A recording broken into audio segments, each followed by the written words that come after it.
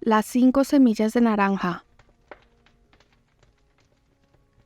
Cuando reviso mis notas y memorias de los casos de Sherlock Holmes en el intervalo del 82 al 90, me encuentro que son tantos los que presentan características extrañas e interesantes que no resulta fácil saber cuáles elegir y cuáles dejar de lado. Pero hay algunos que han conseguido ya publicidad en los periódicos, y otros que no ofrecieron campo al desarrollo de las facultades peculiares que mi amigo posee en grado tan eminente, y que estos escritos tienen por objeto ilustrar. Hay también algunos que escaparon a su capacidad analítica, y que, en calidad de narraciones, vendrían a resultar principios sin final, mientras que hay otros que fueron aclarados solo parcialmente, estando la explicación de los mismos fundada en conjeturas y suposiciones, más bien que en una prueba lógica absoluta, procedimiento que le era tan querido. Sin embargo, hay uno entre estos últimos, tan extraordinario por sus detalles y tan sorprendente por sus resultados, que me siento tentado a dar un relato parcial del mismo, no obstante el hecho de que existen en relación con él determinados puntos que no fueron, ni lo serán jamás, puestos en claro. El año 87 nos proporciona una larga serie de casos de mayor o menor interés, y de los que conservo constancia. Entre los encabezamientos de los casos de estos 12 meses, me encuentro con un relato de la aventura de la habitación Paradol, de la Sociedad de Mendigos Aficionados, que se hallaba instalada en calidad de club lujoso en la bóveda inferior de un guardamuebles. Con el de los hechos relacionados con la pérdida del velero británico Sophie Anderson, con el de las extrañas aventuras de los Grish Patterson en la isla de Ufa, y finalmente con el del envenenamiento ocurrido en Camberwell. Se recordará que en este último caso consiguió Sherlock Holmes demostrar que el muerto había dado cuerda a su reloj 2 horas antes, y que por consiguiente se había acostado durante ese tiempo. Deducción que tuvo la mayor importancia en el esclarecimiento del caso. Quizá trace yo más adelante los bocetos de todos estos sucesos, pero ninguno de ellos presenta características tan sorprendentes como las del extraño cortejo de circunstancias para cuya descripción he tomado la pluma. Nos encontrábamos en los últimos días de septiembre, y las tormentas equinocciales se habían echado encima con violencia excepcional. El viento había bramado durante todo el día, y la lluvia había azotado las ventanas, de manera que incluso aquí, en el corazón del inmenso Londres, obra de la mano del hombre, nos veíamos forzados a elevar, de momento, nuestros pensamientos desde la diaria rutina de la vida, y a reconocer la presencia de las grandes fuerzas elementales que ladran al género humano por entre los barrotes de su civilización, igual que fieras indómitas dentro de una jaula. A medida que iba entrando la noche, la tormenta fue haciéndose más y más estrepitosa, y el viento lloraba y sollozaba dentro de la chimenea igual que un niño. Sherlock Holmes, a un lado del hogar, sentado melancólicamente en un sillón, combinaba los índices de sus registros de crímenes, mientras que yo, en el otro lado, estaba absorto en la lectura de uno de los bellos relatos marineros de Clark Russell. Hubo un momento en el que el bramar de la tempestad del exterior pareció fundirse con el texto, y el chapoteo de la lluvia se alargó hasta dar la impresión del prolongado espumajeo de las olas del mar. Mi esposa había ido de visita a casa de una tía suya, y yo me hospedaba por unos días, y una vez más, en mis antiguas habitaciones de Baker Street. ¿Qué es eso?, dije, alzando la vista hacia mi compañero. Fue la campanilla de la puerta, ¿verdad? ¿Quién puede venir aquí esta noche? Algún amigo suyo, quizá. Fuera de usted yo no tengo ninguno, me contestó, y no animo a nadie a visitarme. ¿Será entonces un cliente? Entonces se tratará de un asunto grave. Nada podría, de otro modo, obligar a venir aquí a una persona con semejante día y a semejante hora, pero creo que es más probable que se trate de alguna vieja amiga de nuestra patrona. Se equivocó, sin embargo, Sherlock Holmes en su conjetura, porque se oyeron pasos en el corredor y alguien golpeó en la puerta. Mi compañero desvió su largo brazo para desviar de sí la lámpara y enderezar su luz hacia la silla desocupada en la que tendría que sentarse cualquiera otra persona que viniese. Luego dijo: «Adelante». El hombre que entró era joven, de unos 22 años, a juzgar por su apariencia exterior. Bien acicalado y elegantemente vestido, con un no sé qué de refinado y fino en su porte. El paraguas, que era un arroyo y que sostenía en la mano, y su largo impermeable brillante, delataban la furia del temporal que había tenido que aguantar en su camino. Enfocado por el resplandor de la lámpara, miró ansiosamente a su alrededor, y yo pude fijarme en que su cara estaba pálida y sus ojos cargados, como los de una persona a quien abruma alguna gran inquietud. «Debo a ustedes una disculpa», subiéndose hasta el arranque de la nariz las gafas doradas, a presión. «Espero que mi visita no sea un entretenimiento. Me temo que haya traído hasta el interior de su abrigada habitación algunos rastros de la tormenta». «Deme su impermeable y su paraguas», dijo Holmes. «Pueden permanecer colgados de la percha, y así quedará usted libre de humedad por el momento. Creo que ha venido usted desde el sudoeste». «Sí, desde Horsham». «Esa mezcla de arcilla y de greda que veo en las punteras de su calzado es completamente característica». «Vine en busca de consejo». «Eso se consigue fácil».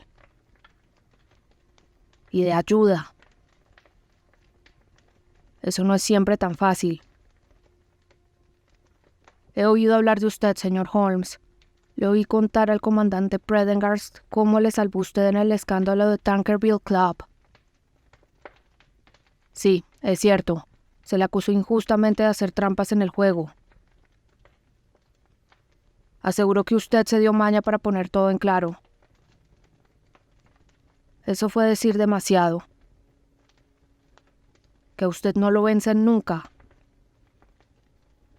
«Lo he sido en 4 ocasiones, 3 por hombres y 1 por cierta dama». «¿Pero qué es eso comparado con el número de sus éxitos?» «Es cierto que por lo general he salido airoso». «Entonces puede salirlo también en el caso mío».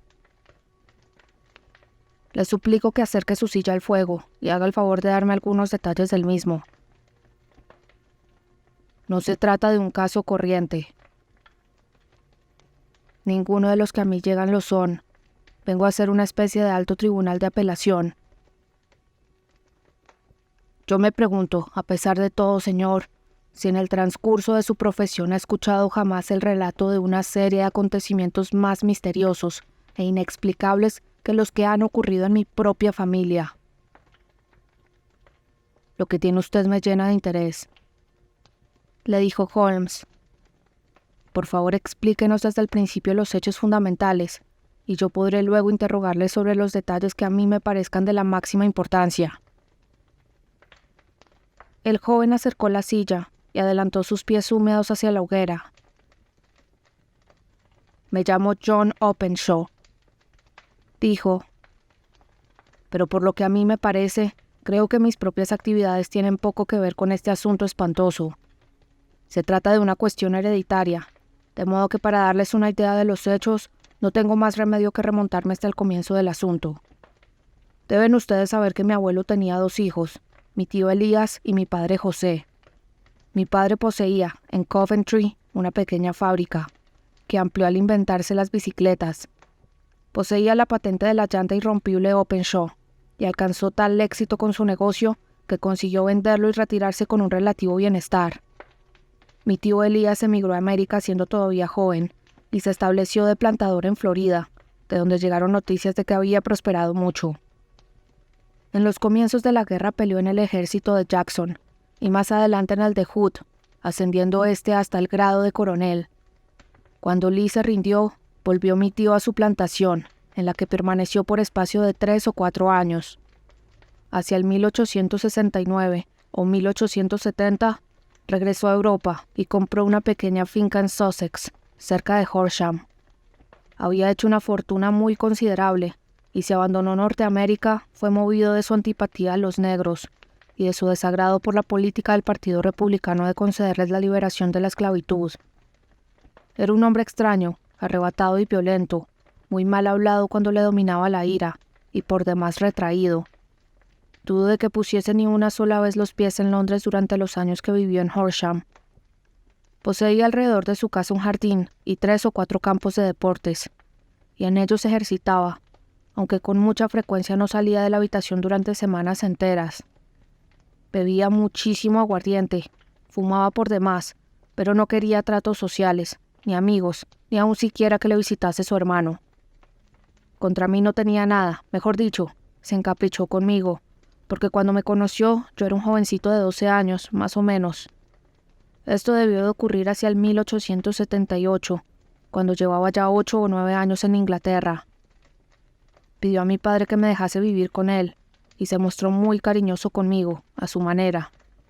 Cuando estaba sereno, gustaba de jugar conmigo al chaquete y a las damas, y me hacía portavoz suyo junto a la servidumbre y con los proveedores, de modo que para cuando tuve 16 años era yo el verdadero señor de la casa. Yo guardaba las llaves y podía ir a donde bien me pareciese y hacer lo que me diese la gana, con tal de que no molestase cuando él estaba en sus habitaciones reservadas. Una excepción me hizo, sin embargo. Había entre los áticos una habitación independiente, un camaranchón que estaba siempre cerrado con llave y al que no permitía que entrásemos ni yo ni nadie. Llevado de mi curiosidad de muchacho, miré más de una vez por el ojo de la cerradura, sin que llegase a descubrir dentro sino la corriente de tales habitaciones, es decir, una cantidad de viejos baúles y bultos. Cierto día, en el mes de marzo de 1883, había encima de la mesa, delante del coronel, una carta cuyo sello era extranjero. No era cosa corriente que el coronel recibiese cartas, porque todas sus facturas se pagaban en dinero contante, y no tenía ninguna clase de amigos. Al coger la carta dijo: «Es de la India, trae la estampilla de Pondicherry, ¿qué podría ser?». Al abrirla precipitadamente saltaron del sobre 5 pequeñas y resecas semillas de naranja, que tintinearon en su plato. Yo rompí a reír, pero al ver la cara de mi tío, se cortó la risa en mis labios. Le colgaba la mandíbula, se le saltaban los ojos, se le había vuelto la piel del color de la masilla, y miraba fijamente el sobre que sostenía aún en sus manos temblorosas. Dejó escapar un chillido y exclamó luego: «Ca, ca, ca. Dios santo, mis pecados me han dado alcance». «¿Qué significa, tío?», exclamé. «Muerte», me dijo, y levantándose de la mesa, se retiró a su habitación, dejándome estremecido de horror. Eché mano al sobre y vi garrapateada en tinta roja, sobre la patilla interior, encima del mismo engomado, la letra K, repetida 3 veces. No había nada más, fuera de las 5 semillas resecas. ¿Qué motivo podía existir para espanto tan excesivo? Me alejé de la mesa del desayuno, y cuando yo subía por las escaleras, me tropecé con mi tío, que bajaba por ellas, trayendo en una mano una vieja llave roñosa, y en la otra una caja pequeña de bronce, por el estilo de las de guardar el dinero. Que hagan lo que les dé la gana, pero yo los tendré en jaque una vez más. Dile a Mary que necesito que encienda hoy fuego en mi habitación, y envíe a buscar a Fordham, el abogado de Horsham. Hice lo que se me ordenaba, y cuando llegó el abogado, me pidieron que subiese a la habitación. Ardía vivamente el fuego, y en la rejilla del hogar se amontonaba una gran masa de cenizas negras y sueltas, como de papel quemado, en tanto que la caja de bronce estaba muy cerca y con la tapa abierta. Al mirar yo la caja, descubrí, sobresaltado, en la tapa la triple K, que había leído aquella mañana en el sobre. «John», me dijo mi tío, «deseo que firmes como testigo mi testamento. Dejo la finca con todas sus ventajas e inconvenientes a mi hermano, es decir, a tu padre, de quien sin duda vendrá a parar a ti. Si consiguen disfrutarla en paz, santo y bueno. Si no lo consiguen, sigan mi consejo, muchacho, y abandónela a su peor enemigo. Lamento dejarles un arma así, de 2 filos, pero no sé qué giro tomarán las cosas. Ten la bondad de firmar este documento en el estilo que te indica el señor Fordham». Firmé el documento donde se me indicó, y el abogado se lo llevó con él. Como ustedes imaginarán, aquel extraño incidente me produjo la más profunda impresión. Lo sopesé en mi mente y le di vueltas desde todos los puntos de vista, sin conseguir encontrar la explicación. Pero no conseguí librarme de un vago sentimiento de angustia que dejó en mí, aunque esa sensación fue embotándose a medida que pasaban semanas sin que ocurriese nada que turbase la rutina diaria de nuestras vidas. Sin embargo, pude notar un cambio en mi tío. Bebía más que nunca y se mostraba todavía menos inclinado al trato con nadie. Pasaba la mayor parte del tiempo metido en su habitación, con la llave echada por dentro, pero a veces salía como poseído de un furor de borracho. Se lanzaba fuera de la casa y se paseaba por el jardín impetuosamente, esgrimiendo en la mano un revólver y diciendo a gritos que a él no le asustaba a nadie y que él no se dejaba enjaular, como oveja en el redil, ni por hombres ni por diablos. Pero una vez que se le pasaban aquellos arrebatos, corría de una manera alborotada a meterse dentro, y cerraba con llave y atrancaba la puerta, como quien ya no puede seguir haciendo frente al espanto que se esconde en el fondo mismo de su alma. En tales momentos, y aún en tiempo frío, he visto yo relucir su cara de humedad, como si acabase de sacarla del interior de la jofaina. Para terminar, señor Holmes, y no abusar de su paciencia, llegó una noche en que hizo una de aquellas salidas suyas de borracho, de la que no regresó. Cuando salimos a buscarlo, nos lo encontramos boca abajo, dentro de una pequeña charca recubierta de espuma verdosa que había al extremo del jardín. No presentaba señal alguna de violencia, y la profundidad del agua era solo de 2 pies, y por eso el jurado, teniendo en cuenta sus conocidas excentricidades, dictó veredicto de suicidio. Pero a mí, que sabía de qué modo retrocedía ante el solo pensamiento de la muerte, me costó mucho trabajo convencerme de que se había salido de su camino para ir a buscarla. Sin embargo, la cosa pasó, entrando mi padre en posesión de la finca y de unas 14,000 libras que mi tío tenía a su favor en un banco. Un momento, la interrumpió Holmes. Preveo ya que su relato es uno de los más notables que he tenido ocasión de oír jamás. Hágame el favor de decirme la fecha en que su tío recibió la carta y la de su supuesto suicidio. La carta llegó el 10 de marzo de 1883. Su muerte tuvo lugar 7 semanas más tarde, en la noche del día 2 de mayo. Gracias. Puede usted seguir. Cuando mi padre se hizo cargo de la finca de Horsham, llevó a cabo, a petición mía, un registro cuidadoso del ático que había permanecido siempre cerrado. Encontramos allí la caja de bronce, aunque sus documentos habían sido destruidos. En la parte interior de la tapa había una etiqueta de papel, en la que estaban repetidas las iniciales, y debajo de estas la siguiente inscripción: cartas, memoranda, recibos y registro. Supusimos que esto indicaba la naturaleza de los documentos que había destruido el coronel Openshaw. Fuera de esto, no había en el ático nada de importancia, aparte de gran cantidad de papeles y cuadernos desparramados que se referían a la vida de mi tío en Norteamérica. Algunos de ellos pertenecían a la época de la guerra y demostraban que él había cumplido bien con su deber, teniendo fama de ser un soldado valeroso. Otros llevaban la fecha de los tiempos de la reconstrucción de los estados del sur y se refería a cosas de política, siendo evidente que mi tío había tomado parte destacada en la oposición contra los que en el sur se llamaron políticos hambrones, que habían sido enviados desde el norte. Mi padre vino a vivir a Horsham a principios del 84, y todo marchó de la mejor manera que podía desearse hasta el mes de enero del 85. Estando mi padre y yo sentados en la mesa del desayuno, el 4º día después del de Año Nuevo, oí de pronto que mi padre daba un agudo grito de sorpresa, y lo vi sentado, con un sobre recién abierto en la mano y 5 semillas secas de naranja en la palma abierta de la otra. Se había reído siempre de lo que calificaba de fantástico el relato mío acerca del coronel, pero ahora veía con gran desconcierto y recelo que él se encontraba ante un hecho igual. ¿Qué diablos puede querer decir esto, John?, tartamudeó. A mí se me había vuelto de plomo el corazón, y dije: «Es el KKK». Mi padre miró en el interior del sobre y exclamó: «En efecto, aquí están las mismas letras, pero ¿qué es lo que hay escrito encima de ellas?». Yo leí: mirando por encima de su hombro.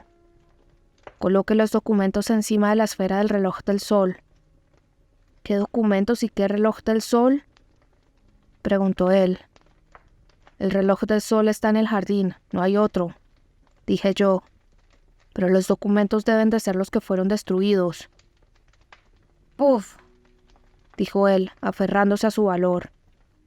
Vivimos aquí en un país civilizado en el que no caben esta clase de idioteces. ¿De dónde procede la carta? De Dundee, contesté, examinando la estampilla de correos. Algún bromazo absurdo, dijo mi padre. ¿Que me vienen a mí con relojes de sol y con documentos? No haré caso alguno de semejante absurdo. Yo desde luego me pondría en comunicación con la policía, le dije. Para que encima se me riesen, no haré nada de eso. Autoríceme entonces a que lo haga yo. De ninguna manera, te lo prohíbo. No quiero que se arme un jaleo por semejante tontería. De nada valió el que yo discutiese con él, porque mi padre era hombre por demás terco. Sin embargo, viví esos días con el corazón lleno de presagios ominosos. El tercer día después de recibir la carta, marchó mi padre a visitar a un viejo amigo suyo, el comandante Freebody, que está al mando de uno de los fuertes que hay en los altos de Portsdown Hill. Me alegré de que se hubiese marchado, pues me parecía que hallándose fuera de casa estaba más alejado del peligro. En eso me equivoqué, sin embargo. Al segundo día de su ausencia recibí un telegrama del comandante en el que me suplicaba que acudiese allí inmediatamente. Mi padre había caído por la boca de uno de los profundos pozos de cal que abundan en aquellos alrededores, y yacía sin sentido con el cráneo fracturado. Me trasladé allí a toda prisa, pero mi padre murió sin haber recobrado el conocimiento. Según parece, regresaba, ya entre dos luces, desde Fareham, y como desconocía el terreno y la boca del pozo estaba sin cercar, el jurado no titubeó en dar su veredicto de muerte producida por causa accidental. Por mucho cuidado que yo puse en examinar todos los hechos relacionados con su muerte, nada pude descubrir que sugiriese la idea de asesinato. No mostraba señales de violencia, ni había huellas de pies, ni robo, ni constancia de que se hubiese observado por las carreteras la presencia de extranjeros. No necesito, sin embargo, decir a ustedes que yo estaba muy lejos de tenerlas todas conmigo, y que casi estaba seguro de que se había tramado a su alrededor algún complot siniestro. De esa manera tortuosa fue como entré en posesión de mi herencia. Ustedes me preguntarán por qué no me desembaracé de la misma. Les contestaré que no lo hice porque estaba convencido de que nuestras dificultades se derivaban, de una manera u otra, de algún incidente de la vida de mi tío, y que el peligro sería para mí tan apremiante en una casa como en otra. Mi pobre padre halló su fin durante el mes de enero del año 85, y desde entonces han transcurrido 2 años y 8 meses. Durante todo ese tiempo yo he vivido feliz en Horsham, y ya empezaba a tener la esperanza de que aquella maldición se había alejado de la familia, y que había acabado en la generación anterior. Sin embargo, me apresuré demasiado a tranquilizarme. Ayer por la mañana cayó el golpe exactamente en la misma forma que había caído sobre mi padre. El joven sacó del chaleco un sobre arrugado, y volviéndolo boca abajo encima de la mesa, hizo saltar del mismo 5 pequeñas semillas secas de naranja. «He aquí el sobre», prosiguió. «El estampillado es de Londres, sector del este.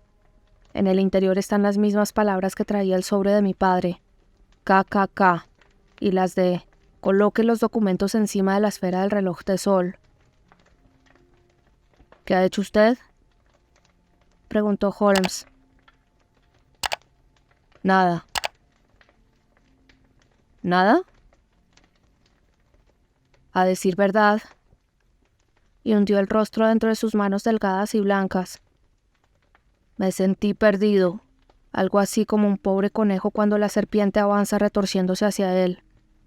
Me parece que estoy entre las garras de una catástrofe inexorable e irresistible, de la que ninguna previsión o precaución puede guardarme. «Vaya, vaya», exclamó Sherlock Holmes. «Es preciso que actúe, hombre, o está usted perdido. Únicamente su energía le puede salvar. No son momentos estos de entregarse a la desesperación». «He visitado a la policía». ¿Y qué? Pues escucharon mi relato con una sonrisa. Estoy seguro de que el inspector ha llegado a la conclusión de que las cartas han sido otros tantos bromazos, y que las muertes de mis parientes se deben a simples accidentes, según dictaminó el jurado, y no debían ser relacionados con las cartas de advertencia. Holmes agitó violentamente sus puños cerrados en el aire y exclamó: ¡qué inaudita imbecilidad! Sin embargo, me han autorizado la protección de un guardia, al que han autorizado para que permanezca en la casa. Otra vez Holmes agitó furioso los puños en el aire y dijo: ¿cómo ha sido el venir usted a verme? Y sobre todo, ¿cómo ha sido el no venir inmediatamente? Nada sabía de usted. Ha sido hoy cuando hablé al comandante Prendergast sobre el apuro en que me hallo, y él me aconsejó que viniese a verle a usted. En realidad han transcurrido ya 2 días desde que recibió la carta.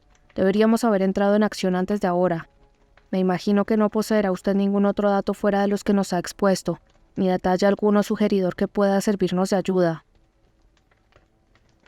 Sí, tengo una cosa más, dijo John Openshaw. Registró en el bolsillo de su chaqueta y, sacando un pedazo de papel azul descolorido, lo extendió encima de la mesa agregando: conservo un vago recuerdo de que los estrechos márgenes que quedaron sin quemar entre las cenizas, el día que echó mi tío en los documentos al fuego, eran de este mismo color. Encontré esta única hoja en el suelo de su habitación, y me inclino a creer que pudiera tratarse de uno de los documentos, que quizás se le voló de entre los otros, salvándose de ese modo de la destrucción. No creo que nos ayude mucho, fuera de que en él se habla también de las semillas. Mi opinión es que se trata de una página que pertenece a un diario secreto. La letra es indiscutiblemente de mi tío. Holmes cambió de sitio la lámpara, y él y yo nos inclinamos sobre la hoja de papel, cuyo borde irregular demostraba que había sido, en efecto, arrancada de un libro. El encabezamiento decía: marzo, 1869, y debajo del mismo las siguientes enigmáticas noticias. 4. Vino Hudson, el mismo programa de siempre. 7. Enviadas las semillas a Macaulay, Paramore y Swain de Saint Augustine. 9. Macaulay se largó. 10. John Swain se largó. 12. Visitado Paramore. Todo bien. Gracias, dijo Holmes, doblando el documento y devolviéndoselo a nuestro visitante. Y ahora, no pierda por nada del mundo un solo instante. No disponemos de tiempo ni siquiera para discutir lo que me ha relatado. Es preciso que vuelva usted a casa ahora mismo y que actúe. ¿Y qué tengo que hacer? Solo se puede hacer una cosa, y es preciso hacerla en el acto. Ponga usted esa hoja de papel dentro de la caja de metal que nos ha descrito. Meta asimismo una carta en la que les dirá que todos los demás papeles fueron quemados por su tío, siendo esto el único que queda. Debe usted expresarlo en una forma que convenga. Después de eso, colocará la caja encima del reloj de sol, de acuerdo con las indicaciones. ¿Me comprende? Perfectamente. No piense por ahora en venganzas, ni en nada por ese estilo. Creo que eso lo lograremos por el intermedio de la ley. Pero tenemos que tejer aún nuestra tela de araña, mientras que la de ellos está ya tejida. Lo primero en que hay que pensar es en apartar el peligro apremiante que la amenaza. Lo segundo consistirá en aclarar el misterio y castigar a los criminales. Le doy a usted las gracias, dijo el joven, levantándose y echándose encima al impermeable. Me ha dado usted nueva vida y esperanza. Seguiré desde luego su consejo. No pierda un solo instante, y sobre todo, cuídese bien entre tanto, porque yo no creo que pueda existir la menor duda de que está usted amenazado por un peligro muy real e inminente. ¿Cómo va a ser el camino de regreso? Por tren, desde la estación Waterloo. Aún no son las 9. Las calles estarán concurridas, y por eso confío en que no corre usted peligro. Pero a pesar de todo, por muy en guardia que esté usted, nunca lo estará bastante. Voy armado. Bien está. Mañana me pondré yo a trabajar en su asunto. ¿Le veré, pues, en Horsham? No, porque su secreto se oculta en Londres, y en Londres será donde yo lo busque. Entonces yo vendré a visitarle a usted dentro de un par de días, y le tendré noticias de lo que haya ocurrido con los papeles y la caja. Lo consultaré en todo. Nos estrechó las manos y se retiró. El viento seguía bramando fuera, y la lluvia tamborileaba y salpicaba las ventanas. Aquel relato tan desatinado y extraño parecía habernos llegado de entre los elementos desencadenados, como si la tempestad lo hubiese arrojado sobre nosotros igual que un tallo de alga marina, y que esos mismos elementos se lo hubiesen tragado luego otra vez. Sherlock Holmes permaneció algún tiempo en silencio, con la cabeza inclinada y los ojos fijos en el rojo resplandor del fuego. Luego encendió su pipa, se recostó en el respaldo de su asiento, y se quedó contemplando los anillos de humo azul que se perseguían los unos a los otros en su ascenso hacia el techo. «Creo, Watson», dijo por fin como comentario, «que no hemos tenido entre todos nuestros casos ninguno más fantástico que este, con excepción quizá del signo de los 4. Bien, sí, con excepción quizá de ese. Sin embargo, creo que ese John Openshaw se mueve entre peligros todavía mayores de los que rodeaban a los Choltos. ¿Pero no ha formado usted ninguna hipótesis concreta sobre la naturaleza de estos peligros? Sobre su naturaleza no caben ya hipótesis, me comentó. ¿Cuál es, pues? ¿Quién es este KKK y por qué razón persigue a esta desdichada familia? Sherlock Holmes cerró los ojos y apoyó los codos en los brazos del sillón, juntando las yemas de los dedos de las manos. Al razonador ideal, comentó, debería bastarle un solo hecho cuando lo ha visto en todas sus implicaciones, para deducir del mismo no solo la cadena de sucesos que han conducido hasta él, sino también los resultados que habían de seguirse. De la misma manera que Cuvier sabía hacer la descripción completa de un animal con el examen de un solo hueso, de igual manera el observador que ha sabido comprender por completo uno de los eslabones de toda una serie de incidentes, debe saber explicar con exactitud todos los demás, los anteriores y los posteriores. No nos hacemos todavía una idea de los resultados que es capaz de conseguir la razón por sí sola.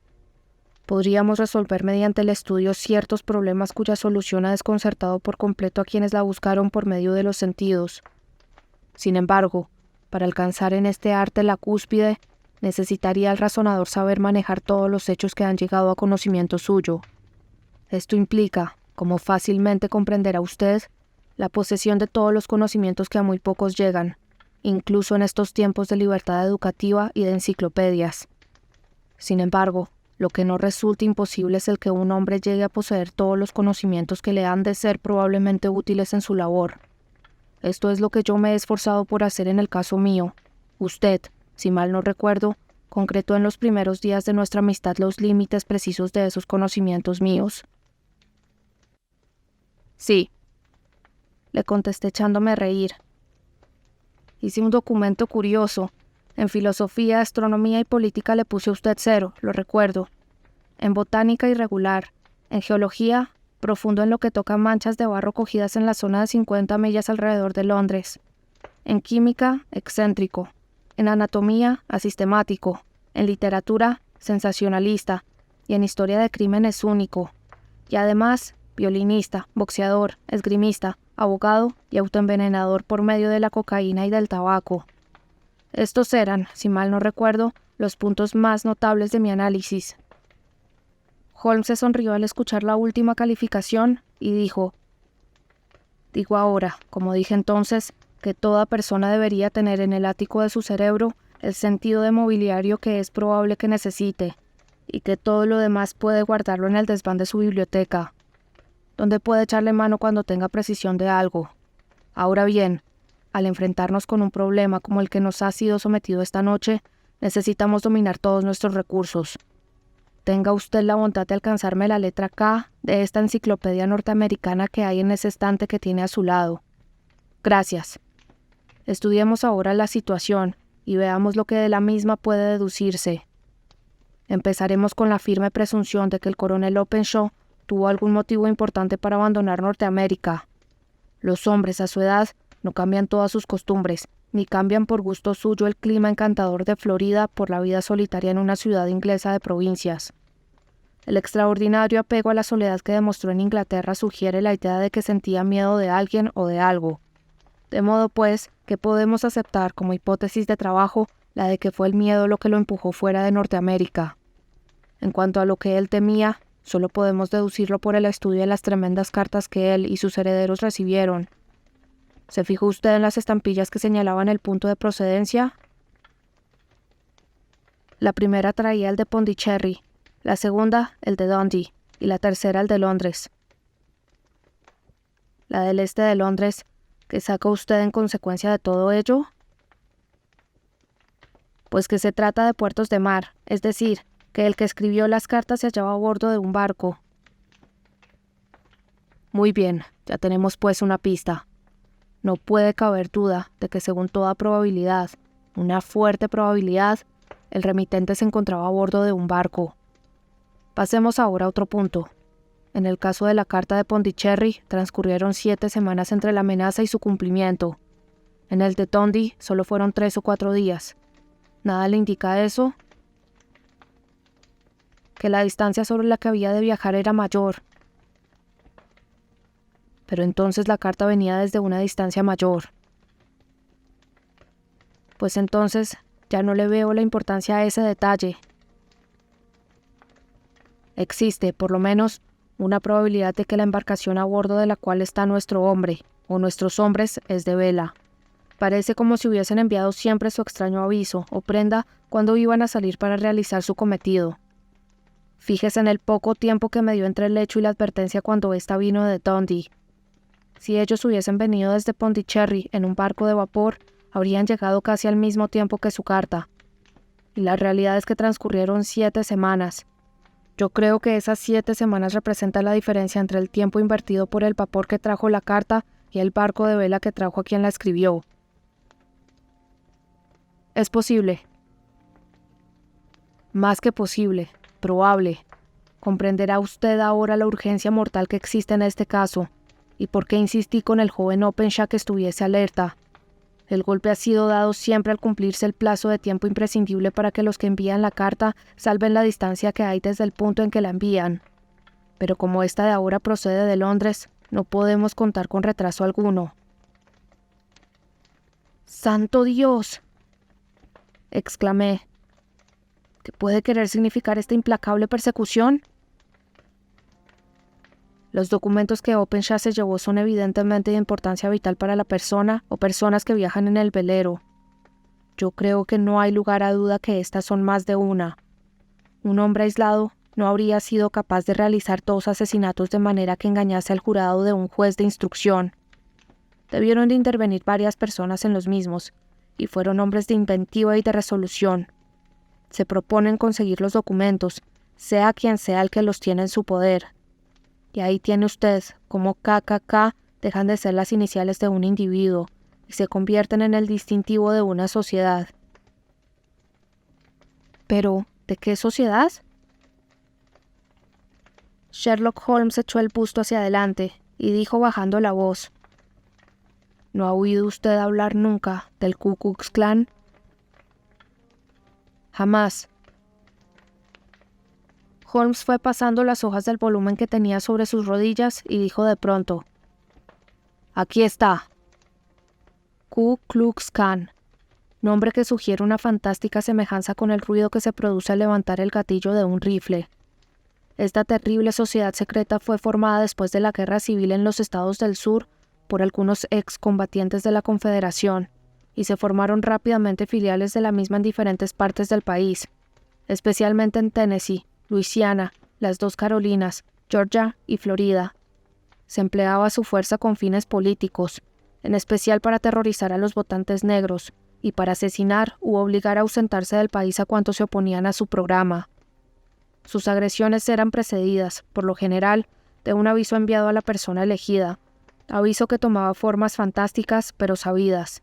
Por ejemplo, un tallito de hojas de roble en algunas zonas, o unas semillas de melón o de naranja en otras.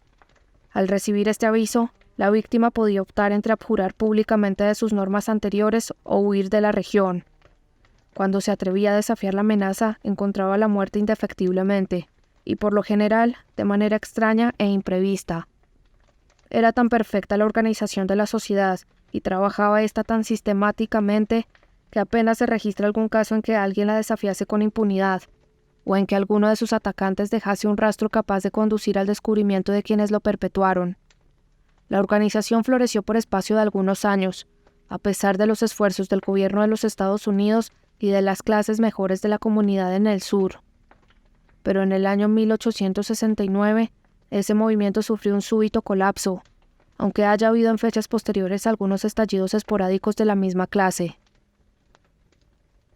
Fíjese, dijo Holmes dejando el libro, en que el súbito hundimiento de la sociedad coincide con la desaparición de Openshaw de Norteamérica, llevándose los documentos. Pudiera muy bien tratarse de causa y efecto. No hay que asombrarse de que algunos de los personajes más implacables se hayan lanzado sobre la pista de aquel y de su familia. Ya comprenderá usted que el registro y el diario pueden complicar a alguno de los hombres más destacados del sur, y que es posible que haya muchos que no duerman tranquilos durante la noche mientras no sean recuperados. De ese modo, la página que tuvimos a la vista es tal y como podíamos esperarlo. Decía, si mal no recuerdo, se enviaron las semillas a A, B y C. Es decir, se les envió la advertencia de la sociedad. Las anotaciones siguientes nos dicen que A y B se largaron, es decir, que abandonaron el país. Y por último que se visitó a C, con consecuencias siniestras para este, según yo me temo. Creo, doctor, que podemos proyectar un poco de luz sobre esta oscuridad, y creo que entre tanto solo hay una probabilidad favorable al joven Openshaw, y es que haga lo que yo le aconsejé. Nada más se puede decir ni hacer por esta noche, de modo que alcánceme mi violín, y procuremos olvidarnos durante media hora de este lastimoso tiempo y de la conducta, más lastimosa aún, de nuestros semejantes los hombres.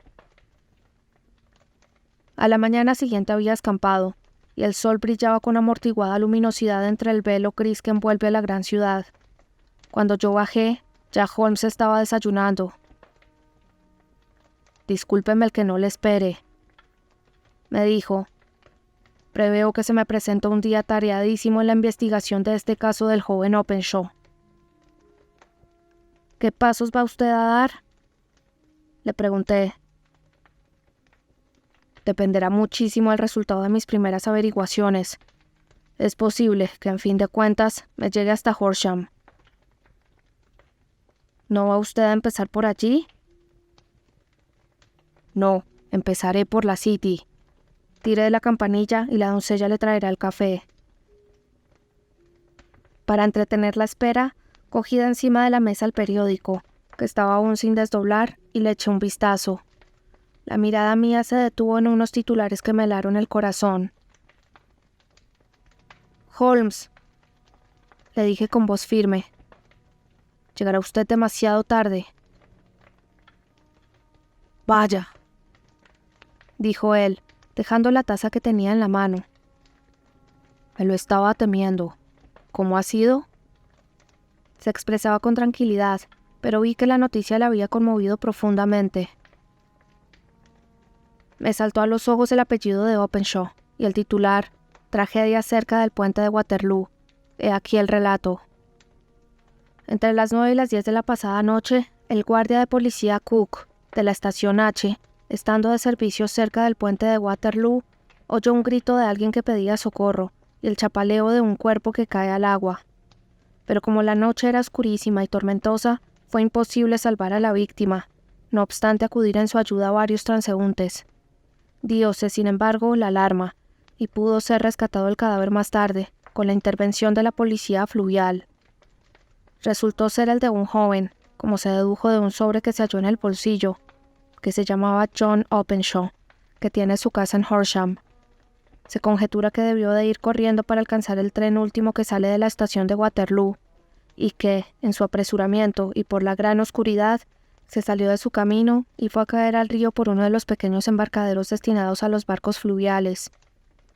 El cadáver no mostraba señales de violencia, y no cabe duda alguna de que el muerto fue víctima de un accidente desgraciado, que debería servir para llamar la atención de las autoridades acerca del estado en que se encuentran las plataformas de los embarcaderos de la orilla del río. Permanecimos callados en nuestros sitios por espacio de algunos minutos. Nunca he visto a Holmes más deprimido y conmovido que en esos momentos, y dijo por fin: «Esto hiere mi orgullo, Watson. Es un sentimiento mezquino, sin duda, pero hiere mi orgullo. Este es ya un asunto mío personal, y si Dios me da salud, he de echar mano a esta cuadrilla. Pensar que vino a pedirme socorro y que yo lo envié a la muerte». Saltó de su silla y se paseó por el cuarto poseído de una excitación incontrolable, con las enjuntas mejillas cubiertas de rubor, y abriendo y cerrando sus manos largas y delgadas. Por último exclamó: «Tiene que tratarse de unos demonios astutos. ¿Cómo consiguieron desviarlo de su camino y que fuese a caer al agua? Para ir directamente a la estación no tenía que pasar por el embankment. Aún en una noche semejante, estaba, sin duda, el puente demasiado concurrido para sus propósitos. Ya veremos, Watson, quién gana a la larga. Voy a salir». «¿Va usted a la policía?» «No, me constituiré yo mismo en policía. Cuando tenga tejida la red podrán arrestar a esos hábiles pajarracos, pero no antes». Mis tareas profesionales me absorbieron durante todo el día, y era ya entrada la noche cuando regresé a Baker Street. Sherlock Holmes no había vuelto aún. Eran ya cerca de las 10 cuando entró con aspecto pálido y agotado. Se acercó al aparador, arrancó un trozo de la hogaza de pan y se puso a comerlo con voracidad, y ayudándolo a pasar con un gran trago de agua. «¿Está usted hambriento?», dije yo. «Muriéndome de hambre. Se me olvidó comer. No probé bocado desde que me desayuné». «¿Nada?». «Ni una amiga. No tuve tiempo de pensar en la comida». «¿Tuvo éxito?». «Sí». «¿Alguna pista?». «Los tengo en el hueco de mi mano.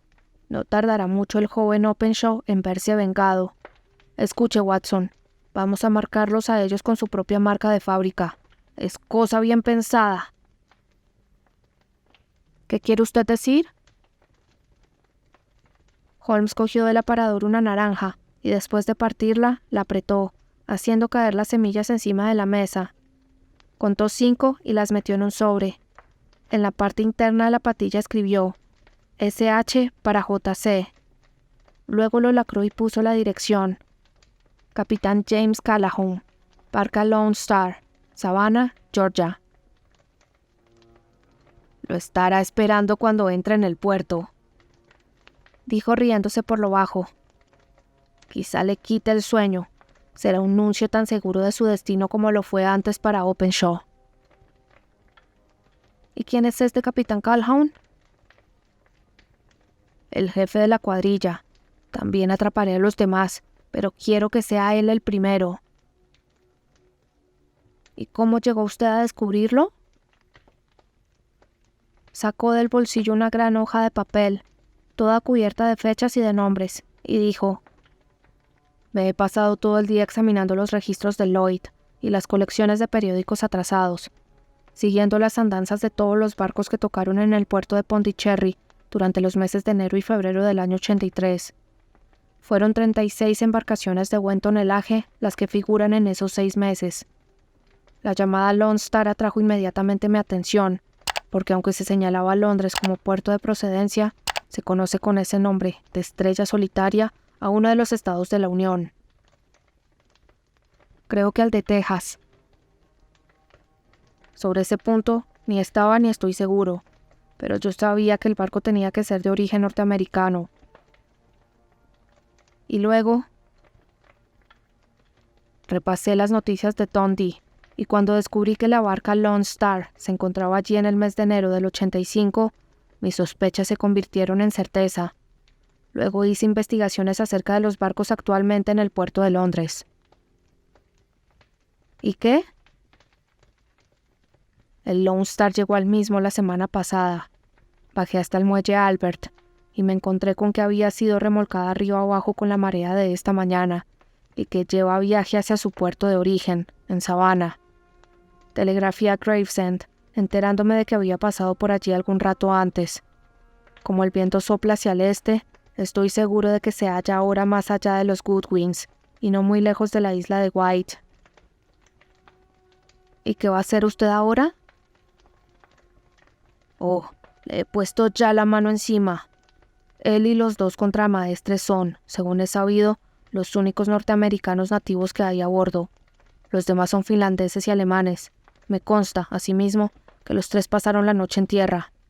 Lo supe por el estibador que ha estado estibando su cargamento. Para cuando su velero llegue a Savannah, el vapor correo habrá llevado esta carta, y el cable habrá informado a la policía de dicho puerto de que la presencia de esos tres caballeros es urgentemente necesaria aquí para responder de una acusación de asesinato. Sin embargo, hasta el mejor dispuesto de los proyectos humanos tiene siempre una rendija de escape, y los asesinos de John Openshaw no iban a recibir las semillas de naranja que les habrían demostrado que otra persona, tan astuta y tan decidida como ellos mismos, les seguía la pista. Las tempestades equinocciales de aquel año fueron muy persistentes y violentas. Esperamos durante mucho tiempo noticias de Savannah del Lone Star, pero no nos llegó ninguna. Finalmente, nos enteramos de que más allá, en pleno Atlántico, había sido visto flotando en el seno de una ola el destrozado codaste de una lancha y que llevaba grabadas las letras LS. Y eso es todo lo que podremos saber ya acerca del final que tuvo el Lone Star.